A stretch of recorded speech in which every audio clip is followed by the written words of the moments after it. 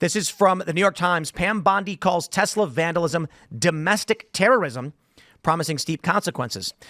The Attorney General echoed remarks by President Trump as protesters against Elon Musk and his efforts to shrink the government have defaced and destroyed Tesla vehicles. Yeah, it's terrorism. And now the Post-Millennial reports activist group Indivisible Tennessee to stage Tesla protests at Franklin, Memphis, Knoxville, and Chattanooga. Here's the challenge. We know they're engaged in acts of terror. In Vegas, they didn't just torch the Tesla dealership, they opened fire on it. Someone could be there and get killed when they're shooting bullets into these buildings. There's going to be employees. There's going to be custodians even, or customers. Insane. Now the challenge is this. We know that at the highest level, you've got Jimmy Kimmel and Colbert gloating and mocking the idea. Essentially, it's encouraging it. You've got people like Bill Burr cheering on the violence. You've got a spattering of various leftists attacking random vehicles across the country. How should the federal government handle this protest? Should they say it is but a peaceful protest, it's always allowed? Or should they say this is organized, this is targeting Tesla, Tesla are high priority targets of terror, and we will enforce the law to grave consequence? What they would have done 4 years ago is put a bunch of FBI agents in the protest pretending to be protesters and made it go violent on purpose so that they could arrest them all. Now, what they should do is probably keep an eye on the protest. If they get out of line, crack down. So this was an issue during the BLM riots, right? So historically, most of Fortune 500 CEOs have voted Republican, something like 70%. Not one Fortune 500 CEO had a negative opinion about BLM, right? This was a Marxist, violent organization. Not one of them spoke out. Why didn't they speak out? Because this would have happened. Their headquarters would have been firebombed. Their employees would have been beaten up. So this has been going on for a long time. I think this is a big reason why corporations bent the knee and turned into these woke beasts.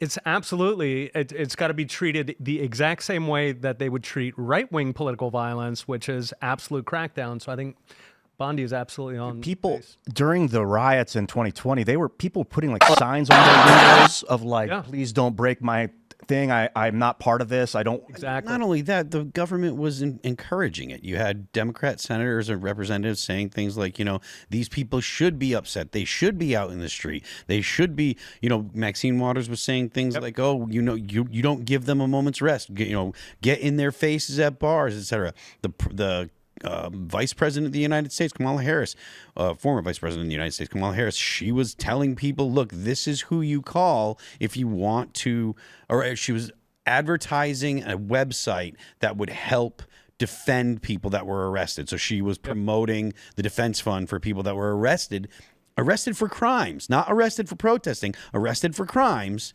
during the protests and the riots. So the idea that there is a equal playing field between the right and the left, that's just ridiculous. It's completely and totally not true. Yeah, and the left need because of the way that the DOJ and the FBI are structured now, they need to come down on the people that are committing these crimes extremely hard. There's a guy they are committing crimes. His name was Daniel Clark Pounder, 24-year-old. He faces 20 years in federal prison after he allegedly firebombed the Tesla charging station.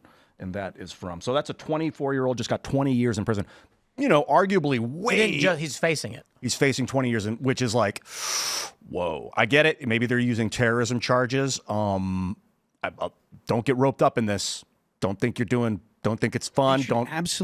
They should punish them as a means to deter other people. Unfortunately, the people that have already done these things, they have decided to do these things. This is terrorism. It's not a question of whether or not it's terrorism. It clearly is. They're doing it in an effort to intimidate and frighten people. They're destroying property. They're committing violent acts. They need to be made an example of. You know, I wouldn't consider it. Sorry, let me get to one point out. I wouldn't consider it terrorism if it was just random. A bunch of different cars all over the place were getting beat up. It's one company is getting targeted, which is why I consider it terrorism. One company and the private property of individual citizens of the United States. These cars are getting keyed. They're getting firebombs. They're the people that own. Actually, no, the Tesla ownerships are actually run by Tesla. So I'll go gloss over that. So go ahead. I'm sorry. But yeah, and then the next question is using RICO on some of these organizations, right? Right. So Antifa says, no, we're not a formal organization. Well, neither is the Mafia. The Mafia does not have a mailing address with a bunch of registered, right? These are all shadow organizations, and the job of the prosecutor is to figure out what is a substantive organization here. So use that on Antifa, on whatever NGOs are currently associated with these crimes.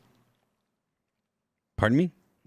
Whatever NGOs are either pushing or funding or somehow associated with. Absolutely. Remember during the BLM riots, I think we had like U-Hauls full of cinder blocks. Yeah. Somebody paid for this. And people. Yeah. Yeah, but it's not expensive. Right. I mean, relative to so let's say there's some dude who works at a big tech Silicon Valley firm and he makes $120,000 a year and he's got $10K in his bank account saved up and he says, I'm gonna go spend $1,000 on bricks.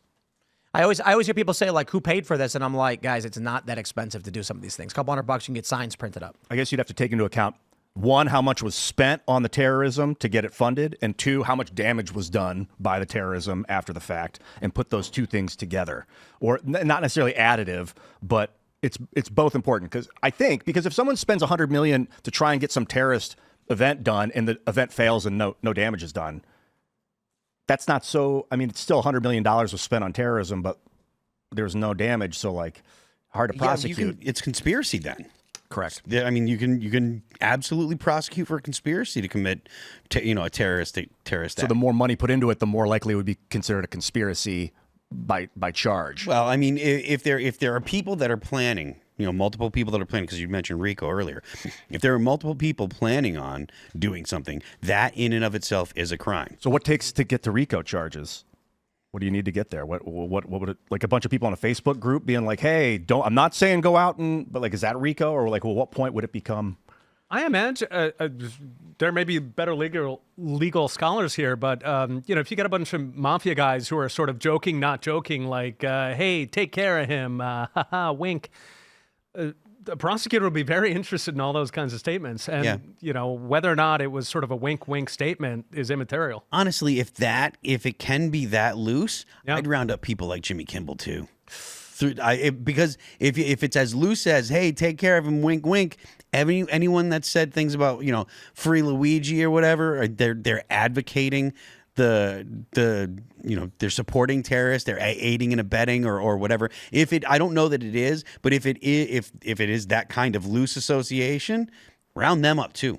Well, money and I think like leadership structure are traditionally used to define like a RICO organization. Okay. So if person A is commanding person B to do something, and then they usually look at the money because generally money ties it all together. So, if you look at those for Antifa, I think that would be absolutely fascinating. Unfortunately, then it's probably the people that are on late night TV making jokes. You probably don't want to go that far because at that point it is Second or First Amendment advocacy. Yeah.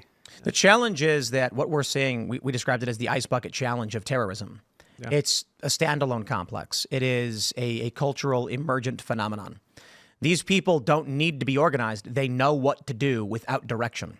So when someone makes a video and they look at the camera and they say, you know what to do, they all instantly know what the reference is.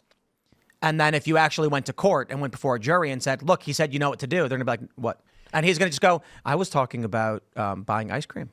So doesn't that work with ISIS, for example, when they're recruiting people? So the organization is intentionally atomistic. They don't have an hierarchical structure because they're trying to, sort of deny connections.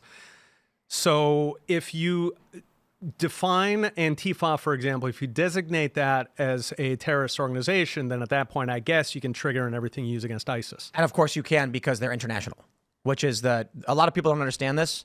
When there were discussions about labeling Antifa a terrorist organization, many on the right and the left, largely leftists, were like, you can't. Domestic groups can't be declared terrorists because of the First Amendment. And then people pointed out Antifa is an international entity. Yeah. So if Americans pledged allegiance to Hamas or ISIS or whatever group, you're going to get charged. You can get charged with terror, providing material support or otherwise. Same is true for Antifa. So it can happen. Antifa has been international. Antifascista. That was ancient. That's been around for a long time. It started in other countries. Yeah, and it still exists. There's Antifa in other countries today. Mm-hmm. And so they're loosely knit. So, however, the challenge is for an American citizen who's not Antifa or anything like that, They've been making social media videos saying things like, why won't someone just do it? And then people know what there's a reference to. But if you were to, the video can't get banned. The feds can't do anything about it. What are they going to say? They're going to be like, oh, I was talking about someone needing to wash the car. Yep. Yeah, oh, geez. What do you mean? I didn't say anything. Yeah, they didn't. So how do you deal with it? I don't know. This is the complicated part of free speech. Is your system is vulnerable to insinuation and like mind control and manipulation through legal channels. Yeah, well, that's why earlier I was saying money and hierarchy. I think that you really can't get past that because otherwise you're impinging too much on First Amendment. And if there's no money, if it's just random comments through social, because now that we have social media, you don't necessarily need a hierarchy. There's just like algorithms. You do have longstanding laws about incitement, right? So you have incitement to riot.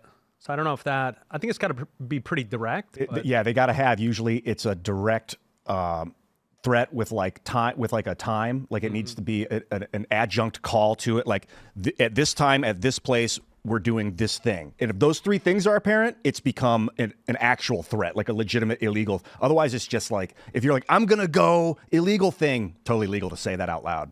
I mean, there are some things I think might get you in trouble. Like if you're messing with like the command structure of the military and you're saying you're going to go do something, they might come in and try and check you out. But generally, you're allowed to make threats if they're not imminent threats. Thanks for checking out this clip from Timcast IRL. Make sure to watch the show live Monday through Friday at 8 p.m. Subscribe to this channel, and we will see you all there.